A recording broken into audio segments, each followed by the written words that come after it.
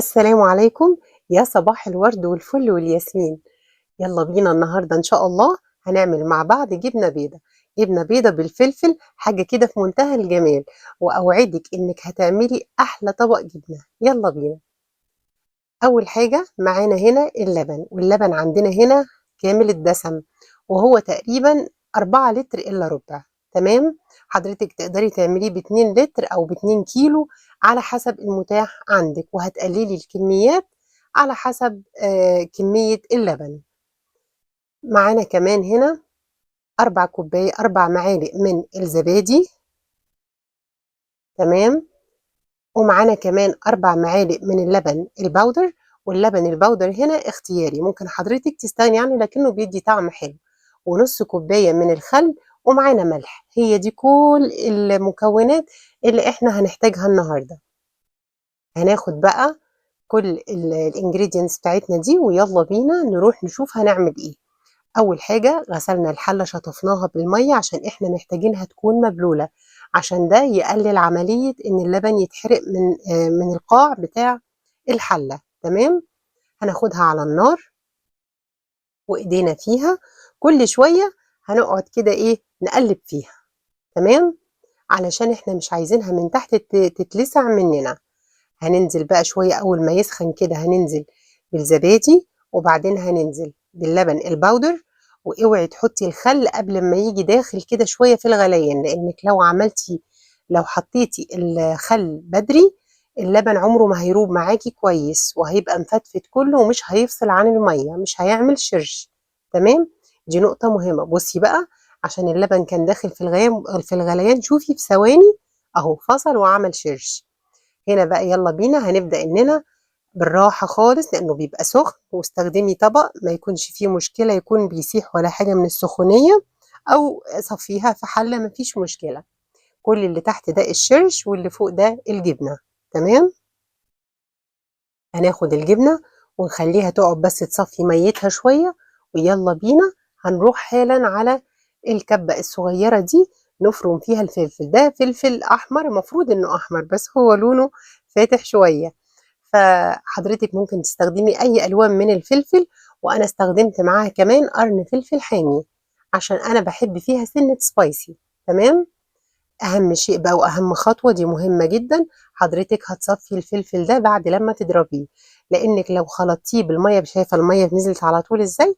لو خلطتيه بالمية دي، المية دي ممكن تبوظ لك الجبنة بسرعة جدا.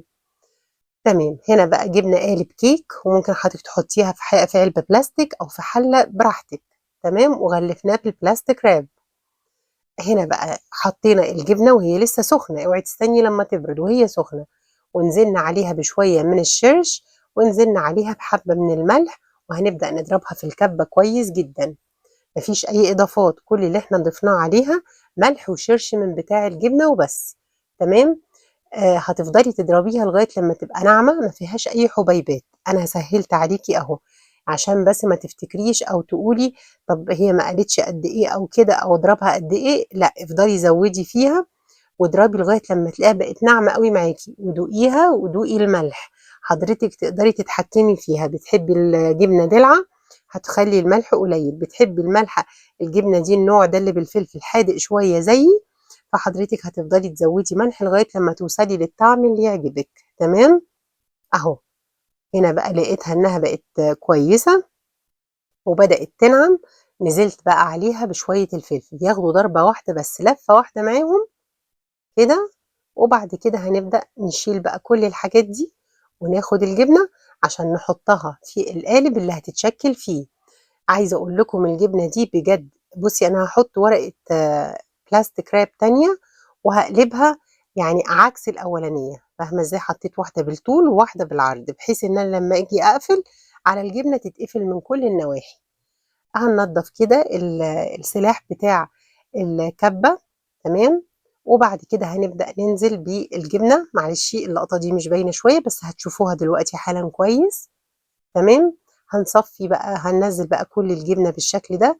وأرجوكي دوقي الملح، وأرجوكي لازم تخليها ناعمة جدا معاكي، ما تكونش عاملة حبيبات ولا حاجة، عشان ما تضايقكيش في الأكل، تبقي مبسوطة وانتي بتاكليها. الجبنة دي يا جماعة بقى مع بيض وخيار وطماطم، حاجة كده يعني ما اقولكوش تحفة بجد. يعني ان شاء الله هتعمليها وتتبسطي منها قوي. شايفة شكلها؟ بصي اهي اتحطت في القالب اهو. خبطنا القالب كده خبطتين، وبعد كده بصي سيبناها بردت خالص. اوعي تغطيها غير لما تبرد. بردت وشمعت خالص كده من على الوش. شمعت يعني عملت طبقة كده جامدة كده، ما تخافيش لما تغطيها.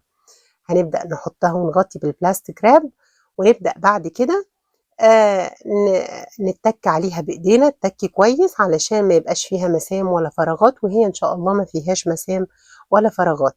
حاجة في منتهى الجمال. بردت خالص. يلا بينا بقى هناخدها وندخل بيها على التلاجة، ولازم تبات ليلة.